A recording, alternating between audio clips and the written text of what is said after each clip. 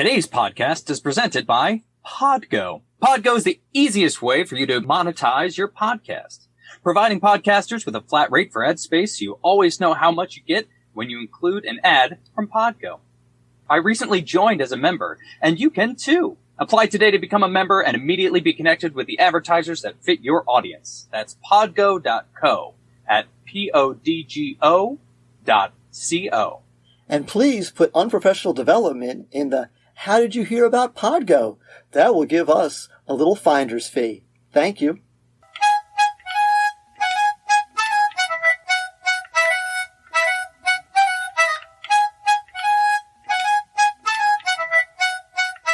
Welcome, ladies and gentlemen, to a very, very exciting episode of Unprofessional Development. I'm Tedisco. And I'm Mealy. And today we have with us the Twitter famous Modest Teacher and Educelebrity. So, we know you probably have been following them. If you aren't, get with it. Okay. They have so much insightful knowledge. They have so much mockery and sarcasm. We said, let's get them both on the podcast and just really have a good time. Welcome, guys. Thank you. I'm excited to be here. I don't know about you, but thanks for having us. Yes. And so that's Modest. And then we got, Educelebrity. Nice to be here. Cool. So we've been trying to have fun, this season, this new year, where we have people describe their, teaching experience, their resume, whatever. And some podcasts have people just kind of list what they did from 1977 to 2017 and bullet point by bullet point and all that kind of stuff. We don't like that. So, we decided we just kind of mix it up. So I'm going to ask each one of you to describe your teaching experience, whether your real teaching experience or your fictional teaching experience, however you choose to go with that direction, like a waiter describing the daily special. So, Educelebrity, why don't you hit us first? Well, I would say that I am the chef's daily special, which was the same chef's daily special 5 years ago. And will be the same chef's daily special 5 years from now. Awesome. Eric, I do have a question about those specials, though. What market do they shop at where that's the market price? Like, I don't... Yeah, that's a scam. I find my stuff at Teachers Pay Teachers. That's the best. That is. Oh, the you're market going to take some heat for that. That's the market. That's the market price. Oh my goodness. Oh, yes. So Modest teacher, don't be too modest. But when you describe your teaching resume like the daily special, why don't you hit us with that? Yeah, absolutely. Well, Anthony Bourdain was one of my favorite TV personalities. Yeah. And he got famous for kind of saying, "Don't eat fish on Mondays." And I kind of feel like that's my teaching career sometimes. I just, and really kind of what I do with the Twitter account is, hey, don't eat fish on Mondays. And however that relates to education, I feel like is my purpose, is to put that out there. Here's things I've done terribly wrong in my career. Here's things I've done okay in my career as an experienced teacher, and take what you will. And it's been a lot of fun. So awesome. So your philosophy of education is don't eat fish on Mondays? Yes. Yeah, and I would avoid the cafeteria typically any day. Yeah, I was going to say especially on Mondays. Yeah. What about the fish sticks? Does that count? Because are those really fish? We're not quite sure. So yeah, I mean, processed fish is it's close. Yes. I don't know where the stick is on the fish. So I was when the ingredients list cod in quotation marks, it's not really. It doesn't make me feel good. Though meat product, is that what the official term is? It is. I do now. Obviously, this is mostly pre-COVID. I do carry around Listerine strips in my on a keychain and put them in my mouth all the time. And the kids are like, "What are you doing that for?" I'm like, "Well, I don't know if this has ever happened to you, but those teachers that eat a tuna fish sandwich and drink a cup of coffee at lunch and then come to your desk and." I said, I don't want to be that guy, And they're like, "Thank you, Mr. Miller. Oh my God, you don't know, Miss so-and-so, when she comes talk to me, it's like knocking me backwards." So that's another reason. Knows the stinky teeth. Oh my God, there's another reason not to eat the fish on Mondays, Think of the children. It's absolutely one of the advantages of wearing a mask. You don't have to worry about coffee breath. I don't trim the hairs in my nose near as often. No, that's good. That's good. Yes, I have the same feeling about it. I'm like, oh, good, they're all protected from my coffee breath. Though I do have like odd questions about etiquette with my mask on. Like I had my mask on the other day and I had to sneeze. What's the procedure? It's now a tissue. It is now a tissue. It really is. It just spread it around. You'll be okay. Yeah. What I mentioned, you just sneeze right into it. Yeah, I think you embrace it. Now, I was going to say, if you are full virtual, and I enjoy doing this, one of the other luxuries was being able to mute my mic and then just blast a fart as loud as I wanted to before. So you don't have that luxury in the classroom. So there's so many. COVID has given us so many blessings. No, but the best ones are the silent ones that you can do in the classroom and then blame on a kid. Yes, I do know some teachers that are some crop dusters. Yes, I mostly save that for the hallway. I generally try not to keep that out of my classroom, but I've definitely been doing that going up the stairs to another room sometimes. But okay. To all of our listeners, thank you for unsubscribing. We appreciate you taking this journey with us. I told you we get into some pedagogy. See, we are right now. People should be taking notes. Some of the most genuine professional development I have seen in the last 30 seconds. I hope everyone's taking their Cornell notes over this episode. Exactly. Yes. Oh, you could. I mean, think of the doodle notes you could be taking on these with the mask and the farts and all that. Those could be Google Classroom for the graphic organizer. Yeah, that'd be awesome. Which we just got off of Teachers Pay Teachers 30 seconds before you came in the class. There you go. That's brilliant. So I have a question for you too. So we're Tedesco and Mealy. We host a podcast, but you guys are just a modest teacher and Educelebrity. You're like Banksy. You're going just full anonymous with it. So, like, to us, it kind of sounds like a little bit of concern, but it also kind of gives you some freedom. So, like, what exactly hurt you with sort of the choice? And how do you think it sort of influenced you in the social media arena? What do you think, modest teacher? We'll start with you. Yeah, absolutely. For me, it was just, I wanted to have the freedom to really say what I thought without any kind of repercussions from administration or parents or anything of that nature. So it just really gave me the opportunity to be kind of honest and funny in a way that could sometimes, have some blowback from people. And so it's kind of freeing, and I think it just allows me to be honest and say what's on my mind. I think it's been pretty powerful. Go ahead, Educelebrity. Well, I can certainly agree with that, and that's definitely part of it. But there's more to it. That if you think about the typical educational celebrity, mm-hmm. and if I say, well, like, what do you think about it? I'm sure we all could list a couple of names. Some known on the Twitter sphere, some we just know maybe in our own local districts. And some that we want to get on this podcast, so we don't want to insult them. So just in case, they all want to be on this podcast. They do. So whenever I put out something that is just so stupid, which is basically everything, then you know that it's not some known person who lives, let's say, in San Francisco, or who lives in Boston, or who lives in Baltimore, Maryland. It could be any person, a person that's like kind of on the top of your head, that person you saw last week, that person who is coaching your new teachers. It could be anyone. That it's not limited to a particular person, other than this cartoon graphic that makes up my profile picture. Right. And I will like to give a shout out to Shauna Coppola, who drew it for free and offered it. Her name's signed there, I believe. So, but yeah, much better than anything I could ever do.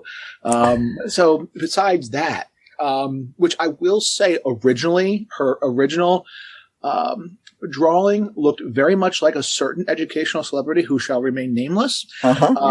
And when I pointed this out to her, she laughed at it. And I don't know if it was because maybe she was thinking of this particular individual. That's do not know. But anyway, we changed it around a little bit. And so not surprisingly, not long after that profile picture was made, I was blocked by that certain educational wow. Because there is a little bit of resemblance, which was not deliberate. It just turned out to be like that. Yeah. So, when you're drawing a human being, it's going to look like a human being most times. Yes. So so basically it comes down to that you're not being confined to a particular person. It could be anyone in your mind. So that's really a big part of it. So that if I put out something that reflects my experience of my teaching or of other teachers that I know, that it's not this particular person. It could be anyone. Right. You're not doing it like a one-to-one parody of a tweet that they made. You're just kind of completely coming up with your own but know that like platitudes and generic, feel good stuff sometimes is like pie in the sky stuff that we know is like possible.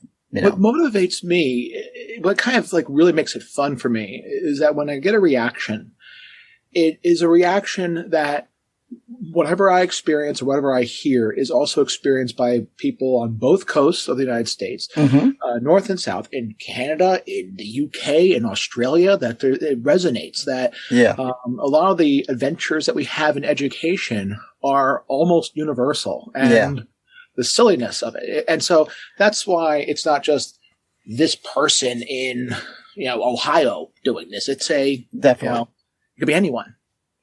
So you're saying Educelebrity is a mental, like being the Batman.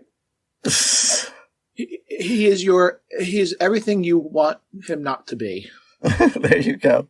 The Educelebrity we deserve. It's more like even the tick. If it's not the Educelebrity we want right now. It's more like the tick of Educelebrities, I would say. Is that fair? Are you familiar with the tick? That's a very good characterization of it. Thank you. And it was funny though. Speaking of stuff like that, I still remember this is my second year teaching, and I'd gotten into argument with an admin. It was like talking about expectations and like telling me like as if it was 100% true. Well, if you just set expectations, then people will be able. Then the kids will hit those expectations. And I said, really? So if I gave you a class full of first graders and you set the expectation that they were going to dunk on a 10-foot basket, could you do it? Would they do it? No. Not with that attitude. Growth mindset. Come on. And I'm like, I want my kids to get better. I want, don't think that they're a bunch of like can't do anything more than they came in with. But I also need to realize that like just because I set an expectation doesn't mean that that's like what they're going to do. For them to dunk that basket, they need some literal scaffolding. Yeah, some literal scaffolding. If I had enough literal scaffolding that they could be. So, and this is a question you guys don't have to answer this either, but I am just curious. Is there anyone in your real life that has any idea that you do this? Or have you completely shut them off? Is there someone who you think might have figured it out? There are two people other than myself. Okay. My spouse is one. Yeah. And who is not a teacher, but who has heard enough about teaching that can appreciate some of the things that I put out there. There you go. And then another person who only because I don't want to make their identity known, but someone else. So two people other than myself. Okay. Because it's nice to, at least I would think, to at least share in the glory, you know what I mean? Because, it's fun what you're doing, and it's fun seeing, that, hey, guess what? This tweet, got 8,000 likes and 1,700 retweets or whatever it got. It's kind of nice to, can I get, a high five? So, yeah. Yeah, for me, it's one other person, and it's my girlfriend of 2 years. Okay. who didn't find out until about 6 months into our relationship, and she wondered why my notifications kept buzzing on my phone all of the time. And it was really, I mean, looking back, I probably should have told her right away, but I wound up telling her kind of after that, and she is the only one. Yes. And she does follow my account and does like tweets on occasion. And I always tell her to be careful to not like the tweets too quickly, because there you go. Somebody might catch on to a pattern or something there. But yeah, otherwise there's nobody else really that knows. So. Yeah. That's fascinating. We tell everybody about our podcast and they still don't listen. That's funny. Yeah, I was gonna say the only people I don't tell the admins. I know that they know, you know what I mean? But we tell the fellow teachers, but mostly when there's not admins around. You know, I've got like business cards and stuff like that I've handed out. I have one admin that I'm close with, and they did once ask me, like, "You're young. Do you even know who Tony Danza is?" I was like, I interviewed Tony Danza. I know that you know that, and I know I can't know that you know that I know that, but we know that you know that. Oh, they were baiting you. Oh my God, that's hysterical. That's so funny. Oh, no. It was genuine. Like, she'd completely forgotten that it happened. Oh, really? Yeah. So Tony Danza came up in like another context? Yes. Okay. Like who's the boss trivia, or I mean, yes. We were talking like comedies in the 80s or something. Yeah, there you go. Yeah, absolutely. Yes. Yeah. Because I don't think we're contractually obligated to mention that we did interview Tony Danza, I think, in every episode. So we at least twice an episode. Yes, we have to do that. That's he insists. And he insists. And he is the boss. I don't know if you guys know He is the boss. He is the boss of our podcast, for sure. Oh.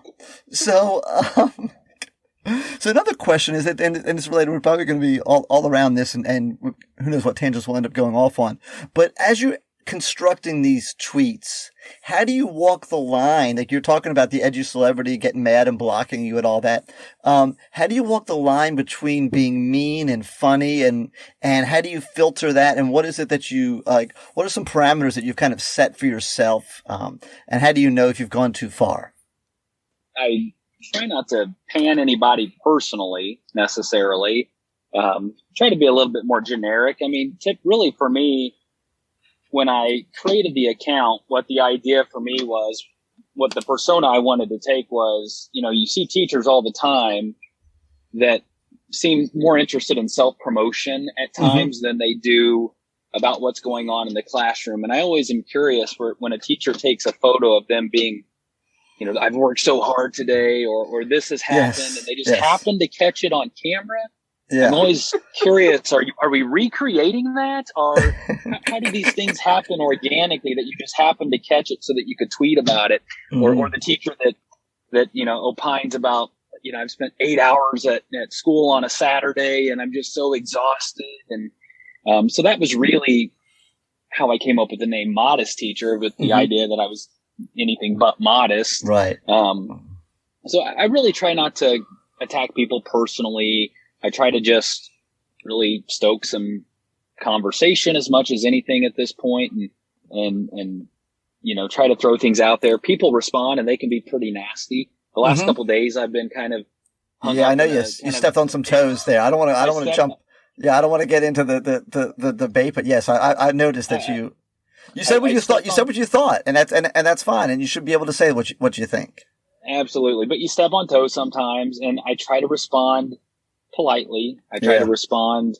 I try to respond, first of all, to as many comments as I can, but I try to do it professionally. I mean, we're all educators, and ultimately we're all on the same side. We may have a little bit of different of opinion of things, but I try to be mindful of that. How would I treat a colleague in the building? I might rib them a little bit. I might joke with them a little bit. Right. But at the end of the day, they're my colleague, and I try to keep things as professional as I can. So. Yeah. Your strategy is like to criticize like ideas or strategies, but not people.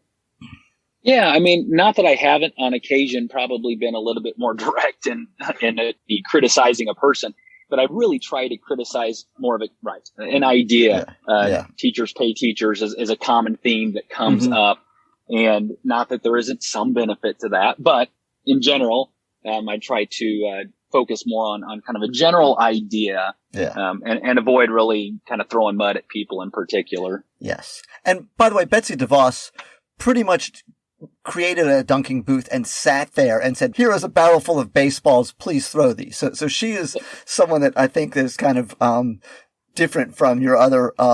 She's got the yacht to pull her out of the water when she lands in it. So yeah, she's not hurting by a tweet that I said. That's for sure. You know.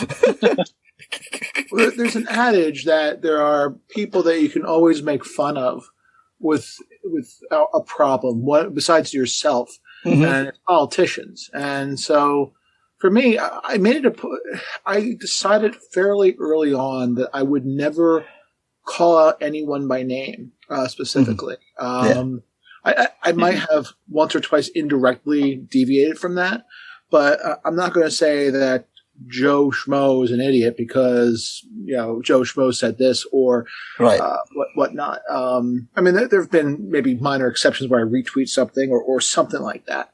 But really, what I try to poke fun of are the ideas. It's not so much the people.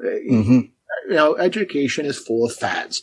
It's full of the flavor of the month. And so when it comes to gosh, I don't know. Smiling more will revolutionize your teaching, and so and so from there, okay, and then I would say, okay, the educator of the year, and I'll put like a picture of the Joker from Batman or something like that,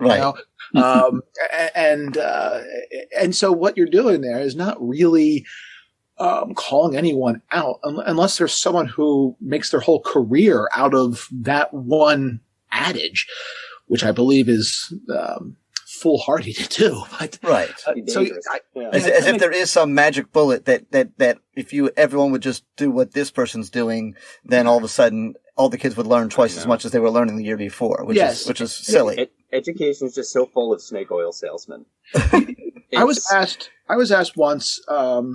This is my second podcast I've done. Okay, cool. And the best you've done, by the way, just so you know. And the best. The other one was just practice, warming up for this. Go ahead. I was asked what inspired, what brought it on, and I didn't remember the tweet. There was a certain tweet that set me off one night. I couldn't remember what it was, and I finally remembered what it was. It was some educational company that was quoting this student who said, "I was failing all of my classes. And then my teacher asked how I was doing, and I felt so inspired that I then passed all of my exams, and now I'm bound for Harvard." That was and then it was like a segue to an advertisement or something about this program about getting to know your students. And now, obviously, anyone who's in education knows that you need to have a certain type of relationship with your students. You should get to know your students and who they are to a certain degree. Right. But this whole idea that the one thing I was getting wrong was not asking my student how they were doing. That was the reason why we're failing the American education system, because teachers aren't asking, "How are you doing?" And that just it ruined my night. It ruined my night. Oh, I was just livid, and so. I just decided to make this little account where I was just going to start saying stupid things because it was just, I guess, a way of redirecting my. Yeah, it's therapy for you. I'm realizing that it's therapy for you. That's good. Yeah. So that was the inspiration. So I made one of the ideas. I'm not going to tell you who it was. I don't remember who it was. Right. So. And frankly, you know what? Sometimes you try to call out people, you're going to inadvertently give them publicity that you're not trying to give them. So what's the point? Right. So when it's mean to ideas that are, I believe, infuriating teachers or just wasting teachers' time. And so, I think we all have our idiosyncrasies when we teach. And so, if a student mocks the idiosyncrasy or mimics us in some way, they can still do that affectionately, Right. you know, and without being mean. And so, in a way, I try to just, make fun of the idea without trying to call out the person.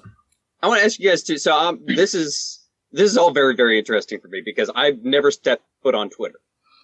Mealy runs our Twitter, and so I'm very curious. So how long have each of you been at it on Twitter? Like, how long has your Twitter account been running? And do you have any tweets or any thoughts or any jokes that like you put down and you're like, oh man, I'm so proud of that one. Like that one just was killer. Like, is there any that stick out in your mind? Well, for me, I think one of the ones that got the most likes was it was in July or August. It was it was going around Twitter. It was I have a joke about blank, and then you couldn't tell, but I couldn't tell the joke because of something, and the reason why you couldn't tell the joke was the punchline itself. Right. And it was a huge, and that particular day, probably that weekend, I probably sent out about 500 of those. And the one that really got the zinger was, it was, I have a joke about, or I say it correctly, I have a joke about school ventilation systems, but only the front office will get it. And nice. So and like I said, it reads a lot better than I can deliver it. Yeah. And so that, so when it gets, and it's not so much I sit there and I count the likes. So it's like, oh, there's a lot of people who like it. It just makes me happy to know that this is something that happens in other places, and people, can connect to that in some way. Right. There's some universal truths that run through education, no matter what, I mean, and we know so many of them that there are, whether it be, boring meetings, emails, kids that, are doing things that are, nonsensical, all these things that we know that, when you talk to any teacher, you're like, oh yeah, okay, we're being underpaid, all those types of things. And Educelebrity, how long have you had your account for? I believe it started, I believe it was the summer of 2019. And Okay. how long were you on Twitter as before that? Had you been on Twitter a while when you decided to create that account, or you just kind of happened to find that one tweet that pushed your button, or what was going on? I've been on Twitter for a little bit before that. Okay. Nothing special, just, I would tweet about education. I would tweet about biology and chemistry, which are interests of mine. Yeah. Teaching interests of mine, if you will. Yeah. So, but then, when I saw that, it just set me off. That's your origin story. Yeah. Nice. How about you, Modest Teachers? How long have you been at the Twitter game as the Modest Teacher? And do you have any particular tweet or set of tweets that you feel really proud of? Yeah, so I think I started this account not long after Educelebrity. So I think I was more like the fall of 2019, so maybe around August or so. Mm-hmm. Now, I was kind of an early adopter with Twitter. I probably have had a Twitter account for a decade. Mm-hmm. Going about 10 years or so, a personal account, and kind of the same thing. I mean, I used to do a lot of Twitter chats and, tweet about just general education stuff, that sort of thing. And really, I had some personal experiences in my school building and district that really kind of upset me, rubbed me the wrong way. And I wanted to have a platform to kind of share my frustrations and feelings. And that's kind of what started the Twitter account. I would say probably the one tweet that I've had recently, going back a few months, it's kind of was kind of big for me, was I think I tweeted something about like if Axe body spray can kill the coronavirus, then middle schoolers will be just fine. Something along those lines. And what was kind of funny with that, I mean, the tweet was pretty big for me. It had a lot of likes or whatever, but probably 2 or 3 weeks after I had tweeted that, I had opened up my Facebook, and a friend of mine who has no clue I do this Twitter account had a screenshot of that tweet that had apparently been going around Facebook. That's hysterical. It was crazy to open up Facebook, and the first thing I see is a post, somebody resharing my my tweet from several weeks ago. Yes. They have no idea that it's you. Yes. And they had no idea. So I like the Facebook post, of course. So Right. There you go. It's kind of strange. I was going to say this too. Sometimes I tweet things and put about 2 seconds worth of thought into it. And other times I might take some time to formulate a tweet and how exactly do I want it to sound. And it's always amazing to me, like the tweets that are popular are oftentimes the tweets that are just off the cuff. I've given 2 seconds of thought to, and all of a sudden there's, 1,000 likes. Whereas something I'm like, oh, this is going to be funny. And, 25 people like it. It's such a weird thing. Yeah, absolutely. There is, there's a, comedian teacher that I follow on Twitter. I think we're going to get him on the podcast. His name's Kevin Burke. And he identifies as a comedian, but I know that he's a teacher. He doesn't do any teaching tweets. But, anyway, he talked about you have to get your tweet into the jet stream. And it's there's this weird thing in it. And all of a sudden it's everyone's seeing it for some unknown reason because the algorithm, they purposely, Google, they want to make the algorithm have twists and turns to it so that someone can't just hijack it and all of a sudden go viral whenever they feel like it. But they also want something that's popular to be viral, which I'm not a coder or programmer. I have no idea how you do that. So it's so weird because sometimes someone hasn't tweeted in a while that I'm friends with on Twitter, and I'll just actually literally search their account. I'm oh, there's 7 tweets that they made in the past day that I didn't see for whatever reason. So who knows who's seeing mine today versus who saw mine yesterday. So yeah, it's weird. I think one thing that also gets me is that when I put out something that is thoroughly stupid and people take it seriously. Yes. Yeah, absolutely. I don't want to say which tweet it was because I don't want to get this person called out. But it was something so dumb. It was about educational technology. Okay. And it got a lot of buzz. And it basically, in a way, showed how misguided we've used educational technology. And by the end of you're seeing that's so not the point. And this one person, it was a prospective teacher, I guess. She is, I think it was in college based upon her profile. She was studying to be a teacher, and she said, "This is what I want my classroom to be. This is the ideal classroom." Oh, boy. It showed me that either she did not read it through, or wasn't thinking about it, and that happens a lot. They read the first part, they don't read the punchline, and so yeah. 140 characters. Who has the time? I believe, Modest. I think I might have shared that with you. Yeah, absolutely. I know exactly what you're talking about. Yeah. I decide not. Sometimes this happens, and this has happened before, where I will either tweet that teacher or that person directly, and I'll say, "This is a parody account. Don't believe a word you see here." I decided to leave this alone because I was just befuddled. How befuddled, I say. Flabbergasted, yes. Even. Yes. Twitter does need a sarcasm font. There really needs to be a sarcasm font. So no, we just need better English teachers. That too. Yeah. Yeah. Yeah, I forget what I said. I've had some of those too. There were people because I'm sometimes serious and sometimes not, and I guess sometimes it's hard to tell. And then people will be like, da, da, da, da. They're like, real? I'm like, no. Like I'm joking with you. Like it's okay. No, see, I disagree. When people don't get your sarcasm, you gotta double down. Oh God.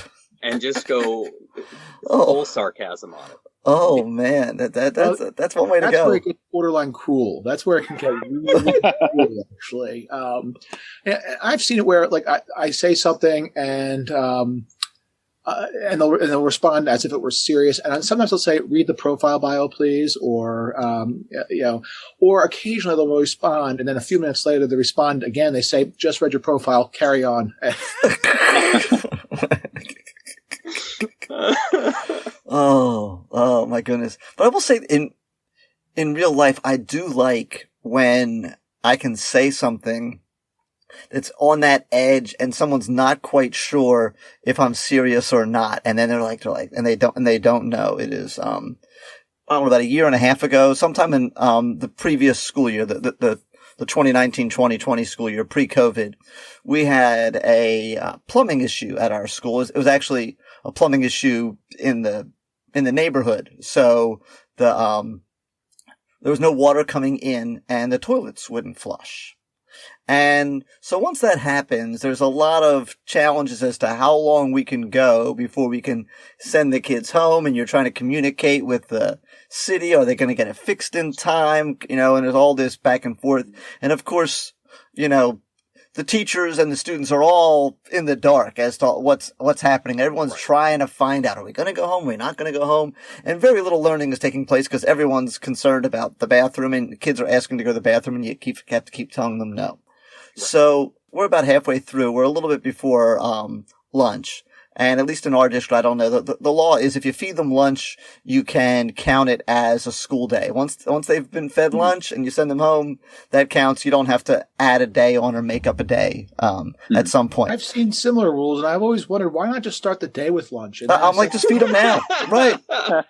Just a buffet as you walk in. Yeah. And then we'll call it a day. So, me being the prankster that I am, I grab my phone and I go, ooh, I just got an email from the principal. It says that he has sent the assistant principal to Home Depot.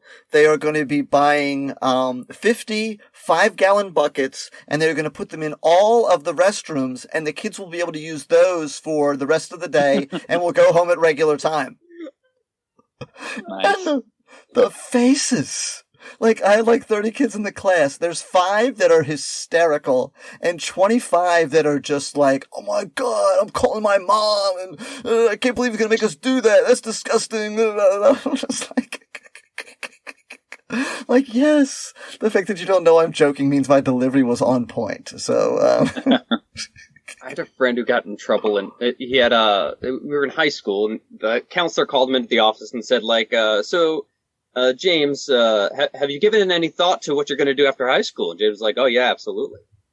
And counselor's like, okay, you have a career in mind? And James is like, yeah, I'm going to be a Viking. And the counselor's like, really? And James said, yeah, definitely. I mean, burning, pillaging, stealing, that I'm all about that.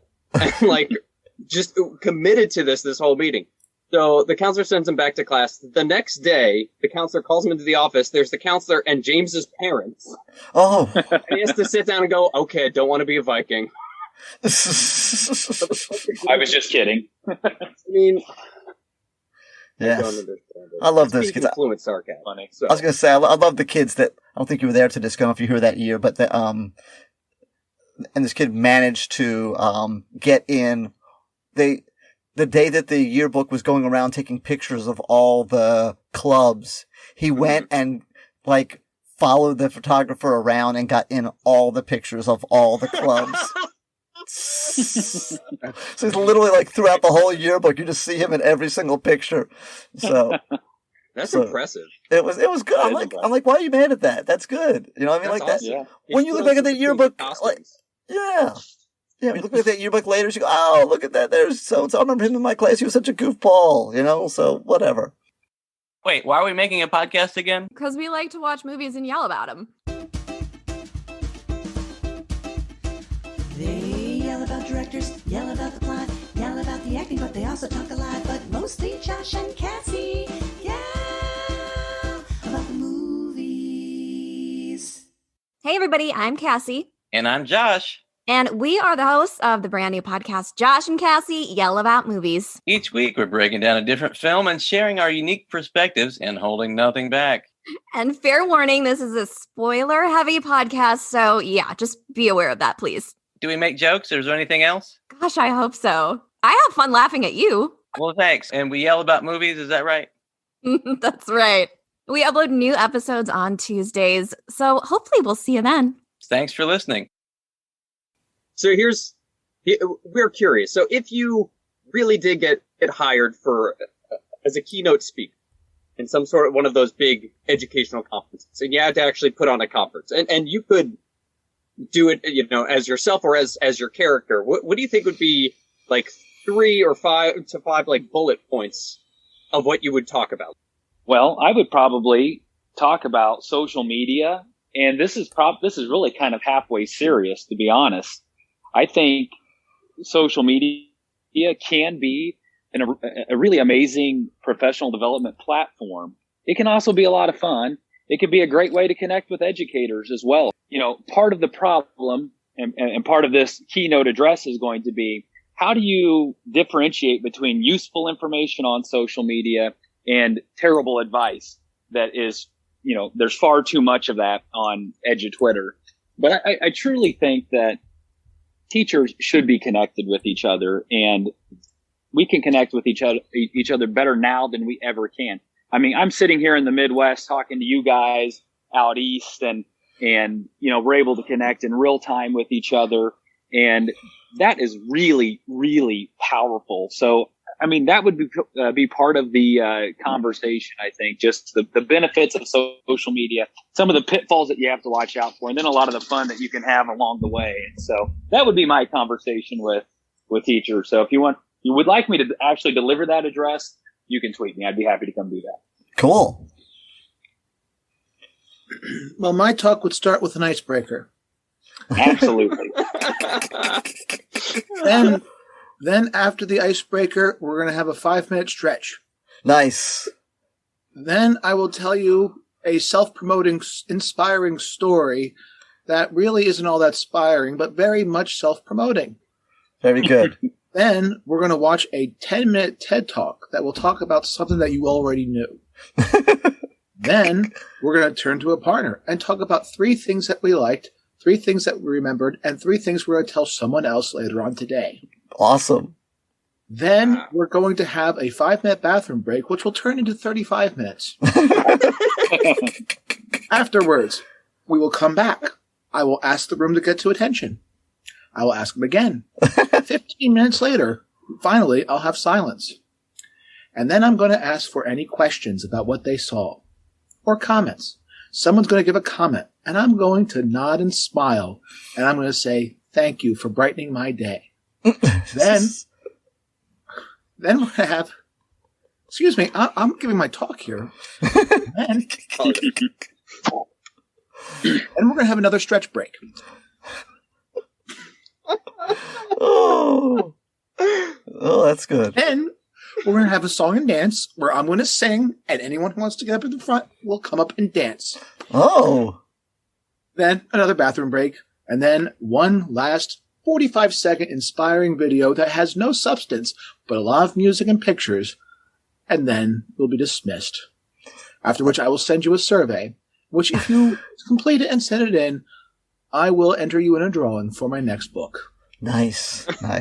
I was going to say, there's got to be a book promotion somewhere. There's got to be a book promotion. Yes. Book promotion. You've got to make sure you flash your Twitter up there. Right, and you got to capture their email so that you can spam them for all the rest of their lives with whatever the next thing is that you're selling. So yes, exactly. There you go. That's fantastic. I'm looking forward to that. I can't wait. I'll work on getting you booked. At least there wasn't a call and answer. That's because no one would actually answer. No. Oh, I still remember this. They brought this guy to speak for us one time at a thing, and I'm sure in his mind it was really good.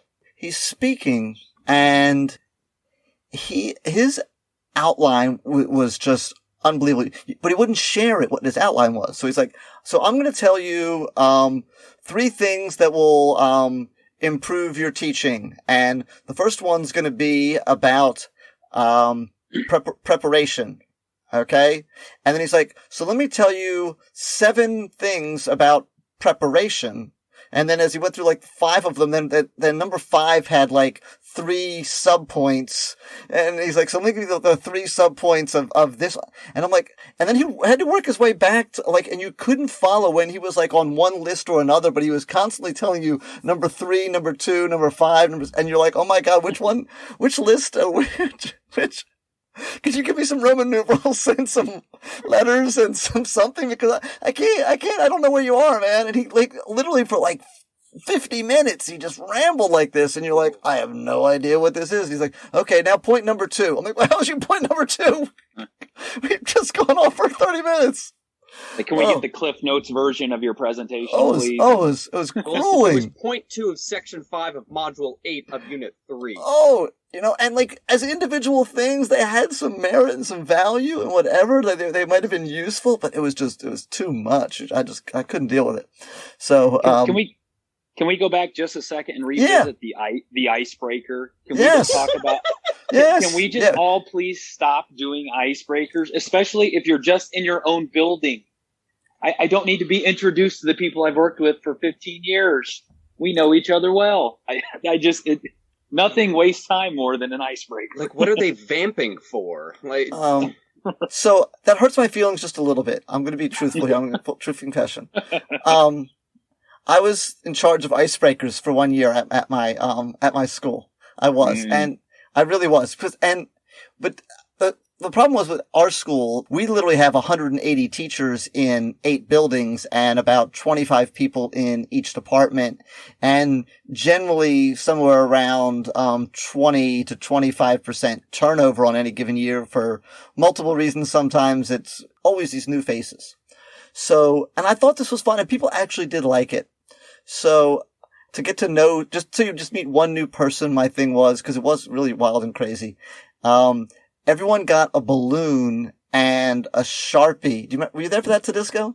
no, but I hate this already. So you had to like blow up the balloon and write your name on the Sharpie, and then we started batting the balloons around like you were at like a Beach Boys conference or concert. And so like your balloon went everywhere. Beach Boy conference. Yeah, Beach Boy conference. They have conferences now. They discuss the ocean and what's happening to the environment. But good vibrations. Yeah, some good vibrations at their conference. God only knows what they discuss at their conference. Like, how it's all fun and games until Daddy takes the T-bird away. It is true. Right. Anyway, if you're true to your school, they have that day at their conference. But that's a great song. Yeah, there you go. It is. So then you got a balloon. So now you've got a balloon with a name on it that's not yours, and you have to find the person with that, and they have to find you. Okay. So, and he's listening. I don't know. I absolutely would have put down a fake name on that balloon and watched that poor victim wander forever. Well, here's what you would have done, but if you had thought of it like Batiste did. Batiste got 5 balloons and wrote my name on all of them. Hey, I got you! On every single one. Hey, I got you! Hey, I got you! What? Like, who did this? But he's just sitting in their bag. He's just like, looks at me, like, laughs. He goes, stop with the icebreakers. That's just what happens when you do the icebreakers. Oh, good times. So, boys and girls, now we're going to play a game, and you can play along at home. So when I do this, you might, after I say these, you hit pause. All right? So, it's, I have not created the account, but I'm seriously thinking about creating it. But then it wouldn't be a fake account and everyone would know. All 100 listeners would tell on me. But, but I think it would be awesome if there was a Twitter account called the Edu Messiah. So, I really think that would be a fun account for people to obviously follow. You can't not follow the Edu Messiah, right? So I'm going to read some tweets. Some may have been written by this fictional Edu Messiah and are fictional tweets, and some are written by one or the other. So I'm going to assume that you guys know your own tweets, so I'm not going to have you guess if it's you or not. So hopefully you know what you did. So I'm going to start with Modest Teacher, and I'm going to read... Let me interrupt you for a second here. So these are tweets that you made up, and the other ones being the ones of ours? Yes. Okay. And so you're going to guess now, is it the Edu Messiah? Modest Teacher, you'll go first since you chimed in there. You're going to guess, is it Educelebrity or Edu Messiah? Okay. Terrific. Okay. Let's do this. Yeah. So, all right. If admin asks for evidence of differentiation, explain that you give all the students different seats and different secret handshakes. Okay, that's tweet number 1. Okay. Tweet number 2 is... we're doing these in... Okay, not one at a time. We're going to do a list. Okay. Yeah, I'll give you... Oh, I guess you could. Yeah. No. Tell me there. Do you think that's cool? Sorry, I don't know how to make up games. Apparently, that's why I suck at the icebreakers. We get the 4 or 5 of these. I'll forget the first one. Yeah. So you tell me, is that Edu-Messiah or Edu-Celebrity? I think that is an Educelebrity tweet. That sounds familiar to me. I would say Educelebrity. Oh, good. I fooled you. That was Edu-Messiah. Yep. That's a great tweet. Thank you. Yeah. Thank you. Okay. So, one more. We should assume teachers can manage virtual and in-person instruction simultaneously. For years, they've been expected to be in class and at a parent meeting at the same time. Well, I mean, I'm assuming you wouldn't do 2 Edu-Messiah tweets in a row. Maybe I would. Outthink myself here. That sounds like an Edu-Celebrity tweet too. So. Okay, you're correct. Jadiska, what did he win? That was me. Yep. He wins a golf clap.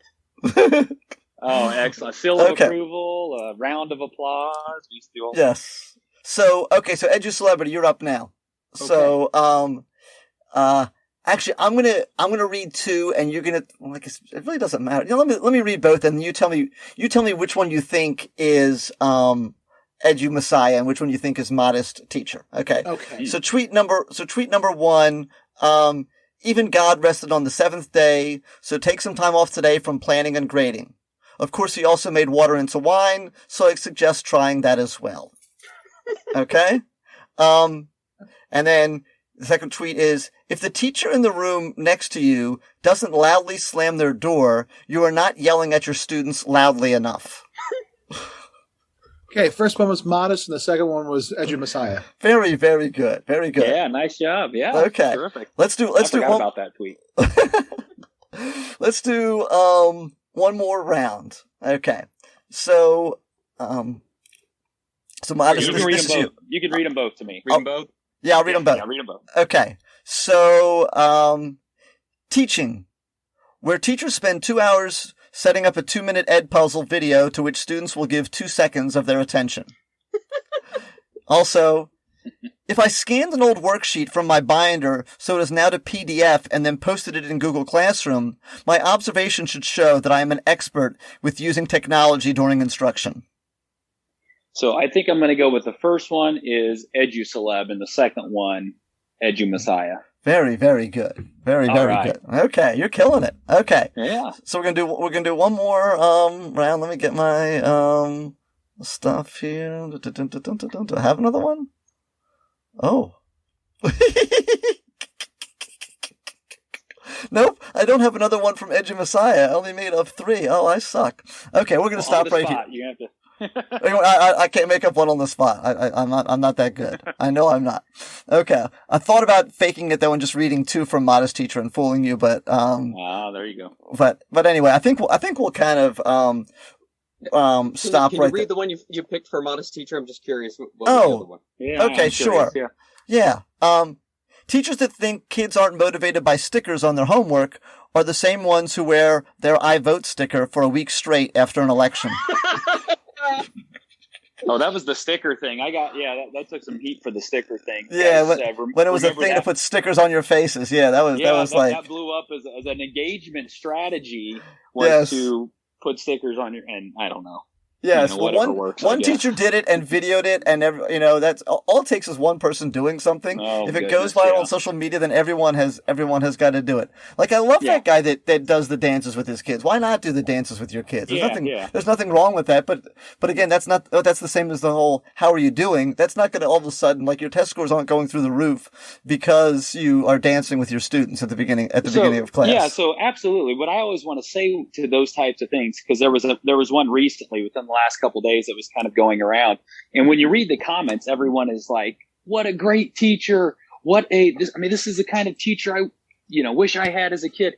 And doing that is awesome, but you have no idea what it looks like in the classroom. Right. I mean, I'm sure he probably is a very great, he's a great teacher, I'm sure, but yes, you don't judge what goes on in a classroom by that, and that's always my frustration. But absolutely.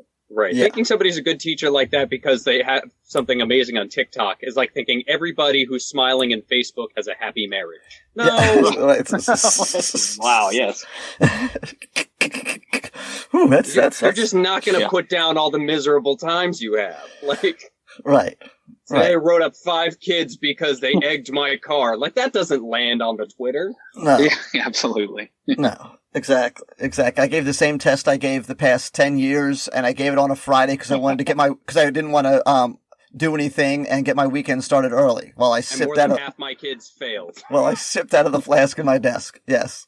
And I'm having an existential crisis about what am I doing wrong this year? If every other year they passed. Yes. I know. Sunday. June 27th, join us for EduPodlooza.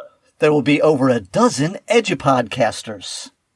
Listen for some rhythm and rhyme. That's a poetry slam, boys and girls. Roundtable discussion. Just some teachers talking about teaching and laughing and having a good time.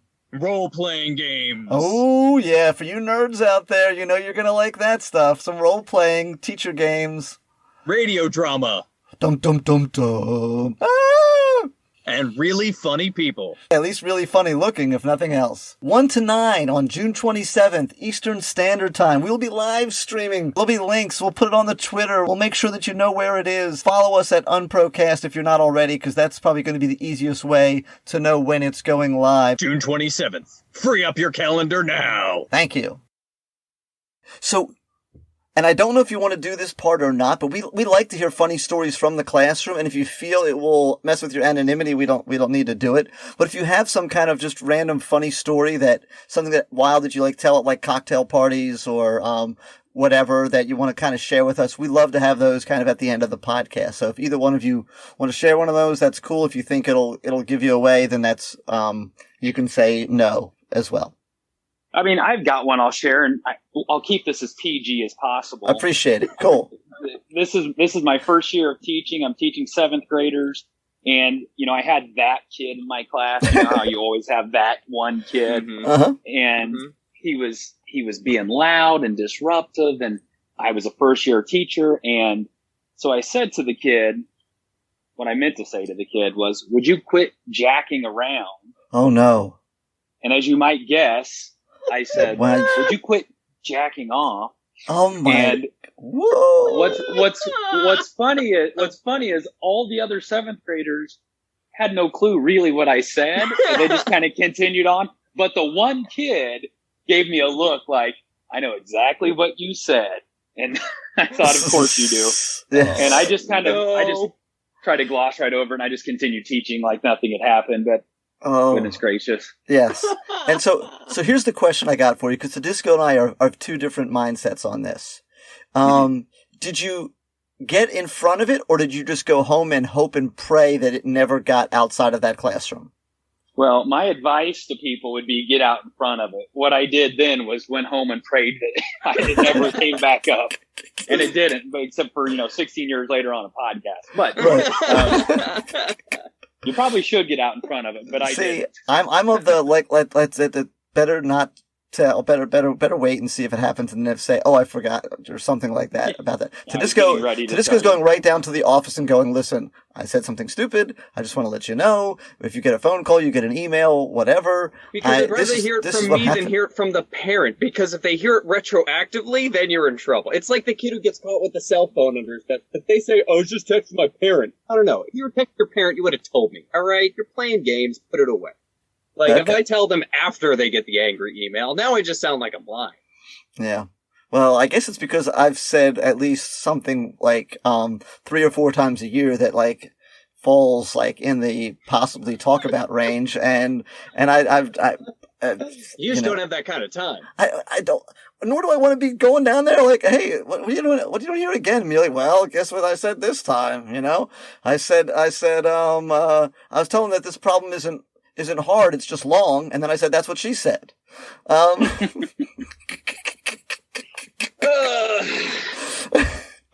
I couldn't help it. Yeah. Set it up for you. You had to say it. I can't not say it to that point. Okay. I know. The last thing administration needs is those conflicting reports. Yeah. So, I don't know. So Educelebrity, do you have one for us? Yeah. I work in a state where you need to have 2 years of satisfactory teaching, and I think 1+1 day to get tenure or to be eligible. Okay. Oh, cool. You can get tenure. We don't have that down where we come from. Go ahead. Okay. So, and this was a district that I'm no longer working at, actually. A colleague of mine, we all figured out that, we had to submit these weekly lesson plans. And not only did we lesson plans, but they had to be formatted in a certain way. We had to identify the state standards being addressed. We had to identify, we had this mission code statement with bullet points, and we had to identify which ones there. The tools that we needed, the student tools, the teacher tools. We had to identify the what they learned previously, what they are going to learn next. It's something that you would do maybe for a once a year formal observation, right? Perhaps, and that would be it. Yeah, or for your teaching class when you were in college, and you need to make sure they need you to know that you need to think about all of these things that you already know when you're teaching that you don't necessarily need to write down. Yeah, go ahead. So this colleague of mine taught French, and foreign language teachers have multiple preparations. So that meant multiple sets of lessons. Oh, God. Yeah. And he was not happy. Whereas I, just teaching my one honors biology section all day long, I turn in one set of lesson plans. Yeah. He has to turn in 4. Oh. So what he did was, after like 3 weeks of realizing that he was not getting any feedback, we had to put a covered page on these lesson plans too. So he put his cover page on and had about 6 or 7 pages of blank paper. Nice. And every week he sent in these stacks of blank pages with the cover sheet. And for 2 years, wow, the principal didn't pick up on it. And see, then the third year, it's the one day, and then it goes. The vice principal goes to him and says, "We have a problem. The school board has reviewed your lesson plans and sees that you have nothing but blank paper." Well, so what then happened was that it never went to a formal grievance because the school board would not want to be on record that their administration basically gave a satisfactory evaluation to someone turning in blank pages of paper for 2 straight years. It was so bad. So guilty they came out innocent. So basically they just said, and everyone acknowledging off the record that the whole lesson plan thing was ridiculous to begin with. Right. They just let it go. That vice principal read the Administrative Riot Act, apparently. So, but yes. Please don't say the emperor has no clothes. And I should say that after a while, I started, putting very little detail in my lesson plans, but I was not quite so brave as to submit blank pages of paper. So. And any prospective teachers out there, please, don't do that. That's not a good idea. What I always do whenever the school asks, all the teachers to fill out some long forms, some long surveys, especially if they're telling you to do it consistently, is on one line, if there's a question I just don't want to answer, I just type in, "Nobody's reading this, are they?" And I've never had a single administrator point it out to me. So I think I've had 100% accuracy with that. Yeah. See, I got bitten by putting that one time, because I was a little frustrated. I didn't think. So speaking of filling out the survey, so it was someone that was in the school that was giving the PD that had kind of we have these positions that are they're not quite admin and they're not quite teachers. They're like coaches, facilitators, all that kind of stuff, something like that. So. We had this thing that we had to go to during our planning, and it was some district mandated thing for whatever it was. And the person who was presenting said at the beginning, said, I'm just going to let you know right now that this doesn't need to take as long as it's going to take. And I'm like, what did she just say? Yeah, I'm like, she just said it doesn't need to take as long as it's going to take. So I wrote that down, right? And then, so when I submitted my, survey, I'm like, this is what the person administering the PD said. And I said, the fact that you would make something take longer than it needs to when we have blah, blah, blah this much time, I said, is completely disrespectful of our time. Why don't we just make it take as long as it actually needs to take and then say that it took the whole hour if you wanted to, because you need us to have an hour of literacy training credit or whatever. And I got called on the carpet and they said, are you an expert on literacy strategies? I'm like, no. Well, then why did you put that there? I said, I literally quoted the person that said it. But, was there anything else other than obviously we want everyone who's listening to follow you guys on Twitter and enjoy all of your hysterical tweets as a way check to the show notes because we're linking both their Twitters. Yes, and and you know, obviously you guys are getting your stress out by tweeting, and I think a lot of people get their stress relieved by reading your tweets as well. So I think that the reason for your popularity, like you said, you're hitting some universal truths, and also teachers need to vent, and this is a way for them to by retweeting you or liking it or whatever, it's a way for them to get their stress out as well. And low stress teaching will guarantee every single one of your students passes. So buy my book. Yes, that's true. And you can learn about it too. You will. If you follow them on Twitter, your test scores will go up. Guaranteed. Guaranteed. Okay. Did you guys have anything else you wanted to say or contribute or before we call it done here? No, thank you very much for the opportunity. Oh yeah. Yeah. We're so absolutely. grateful. Same. We're really grateful to have you much. guys on. Like I said, hey, let me see if I get the two of them on at once. It'll be just so much fun. And like, so do you guys have do you guys DM each other regularly or sometimes or not really? Very much so. Yeah. We do. Yeah. It's, you know, I was kind of telling them before we jumped on here that you and I have never met. I don't know who you are and you don't know who I am, but yet we've had a relationship via Twitter for a year and a half, 2 years now, which is kind of funny. But we do DM pretty frequently, actually. Yeah, that's actually cool. The two of us and Mayor from New Jersey. Yes, we have this little group chat. Triad. Oh, is she in the group chat? Oh, that's hysterical because she is in the group chat. Oh she's my feisty. God. She is. I have a, I love Mare, and also sometimes I'm just like, oh my God, Mare, like just find, you don't need to be angry about everything.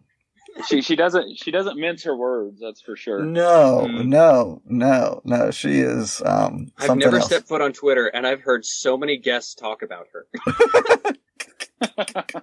Yeah, you can't be in. She makes a splash. You can't be in Edu Twitter and not know who Mare is. I really want to get her on. I've asked her a few times and let her say her piece and do her thing. And I think that the one thing I'll say about her that I do know that she has a heart for teachers and she has a heart for students and she wants what's best for teachers and what's best for students. And she feels pretty passionately about what that means. And so I have to give her a lot of credit for that. And I agree with a lot of what she does. Just sometimes I'm like, okay, just give that person the benefit of the doubt, Mayor. They didn't realize what they were doing. You don't need to jump down their throat for that one little thing they said or posted or picture, whatever. Yeah. So she takes it to the next level. I can't imagine that group chat must be hysterical. That it can be. Yeah, absolutely. I imagine it's all the stuff that you don't want to post on Twitter. Yes. Yeah. Yeah, that's pretty much it. You know what's kind of fun is we'll sometimes run things by each other. When I get fired, if. Or we'll sometimes have a tweet that, one of us has thought of a tweet, but it maybe doesn't fit our platform necessarily. There you go. And so there's been a couple times we've thrown a tweet out there in the group chat and said, hey, here's an idea. If somebody wants to use it, you can go for it. Excellent. And so, It's our own way of collaborating with each other. So Yeah, it's pretty cool. Yeah. There's one I wanted to tweet so badly that I knew was just. But Mayor wants to tweet. Yeah. I said, "Go ahead, you can tweet that."